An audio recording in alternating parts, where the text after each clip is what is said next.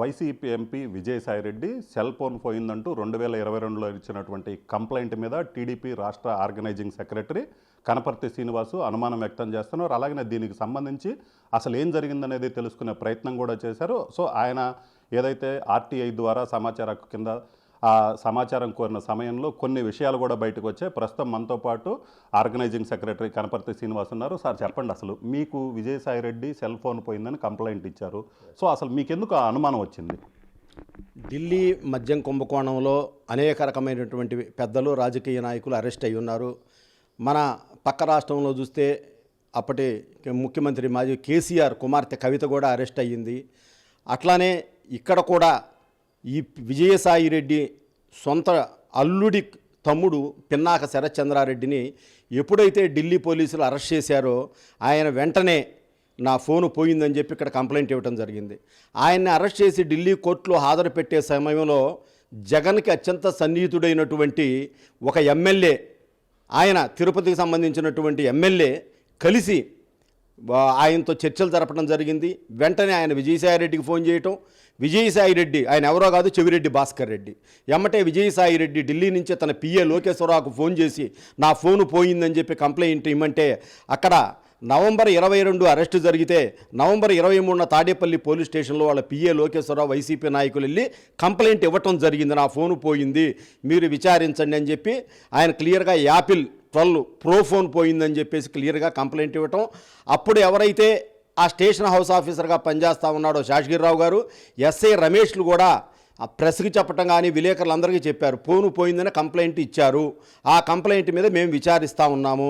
ఇది విచారించిన తర్వాత మీకు ఏం జరిగిందనేది మీకు ఖచ్చితంగా తెలియజేస్తామని చెప్పి చెప్పారు. అప్పుడు ఆ రోజు కూడా తెలుగుదేశం పార్టీ నాయకులు చాలామంది కూడా అనుమానం వ్యక్తం చేశారు.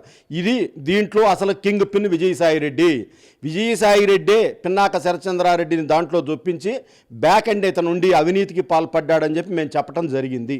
సో అయితే ఇప్పుడు మీరు పోలీసులకు ఏదైతే సమాచార హక్కు చట్టం కింద కంప్లైంట్ చేశారు, ఏదైతే అప్లికేషన్ పెట్టుకున్నారు, విజయసాయిరెడ్డి ఫోన్ పోయిందా లేదా, కంప్లైంట్ వచ్చిందా, సో దాని స్టేటస్ ఏందని అప్పుడు పోలీసులు ఏం చెప్పారు? నేను ఆర్టీ5 సమాచార హక్కు చట్టం కింద తాడేపల్లి ఎస్హెచ్ఓని అడగటం జరిగింది. 5 రోజుల క్రితం అడిగితే ఇప్పుడున్నటువంటి ఎస్హెచ్ఓ ఒకటే చెప్పాడు, అప్పుడు కానీ ఆ రోజు కానీ ఎప్పుడు కూడా మాకు విజయసాయిరెడ్డి కానీ తన పిఏ లోకేశ్వరరావు దగ్గర నుంచి కూడా ఎటువంటి కంప్లైంట్ రాలేదు. ఆ కంప్లైంట్ రాని పక్షంలో కాపీ ఇవ్వమన్నా, కాపీ కూడా లేదు. ఏది ఎఫ్ఐఆర్ కాపీ కాకుండా కంప్లైంట్ కాపీ అడిగాను, అది కూడా లేదని చెప్పారు.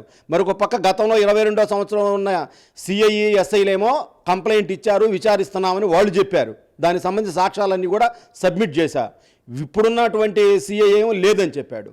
కాబట్టి ఈ కాంట్రవర్సీలో ఎందుకని చెప్పేసి నేను గౌరవ ఎస్పీ సతీష్ కుమార్ గారిని రాత్రి కలవటం జరిగింది.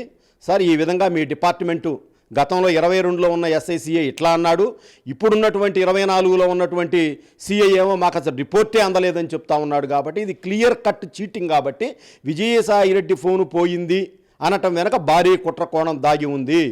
ఎప్పుడైతే వాళ్ళ అల్లుడి సోదరుడు శరత్చంద్రారెడ్డిని ఢిల్లీలో అరెస్ట్ చేశారో వెంటనే ఇతను ఇక్కడ కంప్లైంట్ ఆడి నాటకం ఆడాడు. కంప్లైంట్ లాడ్జ్ అయిందా లేదా ఏ విషయం తెలియదు. దీని మీద ప్రజలకు చాలా అనుమానాలు ఉన్నాయి. ఎందుకంటే విజయసాయిరెడ్డి నేర స్వభావం అందరికీ తెలుసు. అతను అల్లిబిల్లి కంపెనీలు సృష్టిస్తాడు. 16 నెలలు 13 కేసుల్లో జైల్లో ఉండి చెప్పకూడదన్న వ్యక్తి. అతను దేనికైనా తెగిస్తాడు. మొన్న కూడా అంటున్నాడు, నన్ను జైల్లో వేసుకోండి, 5 నెలలు కాకపోతే 6 నెలలు ఉంటానంటాడు. ఆల్రెడీ నువ్వు ఉండొచ్చావు, ఇవాళ మళ్ళీ పోవటానికి రెడీగా ఉన్నావు. ఏదో వెనక సామెత ఉంది, అన్నీ విడిచినోడికి గోచిగుడ్డతో పనే ఉందని. నీకు సిగ్గు ఎగ్గు ఏముంది? కాబట్టి మేము ప్రజలకి ఎస్పీ గారిని ఒకటే కోరా, సార్ వాళ్ళని పిలవండి. గతంలో 22లో ఎవరైతే కేసు ఫైల్ చేశారో, ఎవరైతే ప్రెస్కు చెప్పారో ఆ సాక్ష్యాలు ఇచ్చాను, ఆ ఇద్దరి దగ్గర స్టేట్మెంట్ తీసుకోండి. ఫోన్ పోయిందని ఇచ్చారు, దాని నెంబర్ ఎంత ఏమైందని తీసుకొని నాకు మళ్ళీ నేను ఆర్టీఐ ప్రకారం అడుగుతాను. నాకు వాళ్ళ రికార్డ్స్ ఇస్తే నేను దీని మీద ఢిల్లీలో ఉన్నటువంటి సిబిఐకి, ఎన్ఫోర్స్మెంట్ డైరెక్టర్ ఈడీకి కూడా రిపోర్టు చేయదలుచుకున్నాను. దీనికి గౌరవ మా ఎంపీల సహాయ సహకారంతో ఈ రిపోర్టు ఇవ్వదలిచానని చెప్పి ఈ సందర్భంగా తెలియజేస్తా ఉన్నా.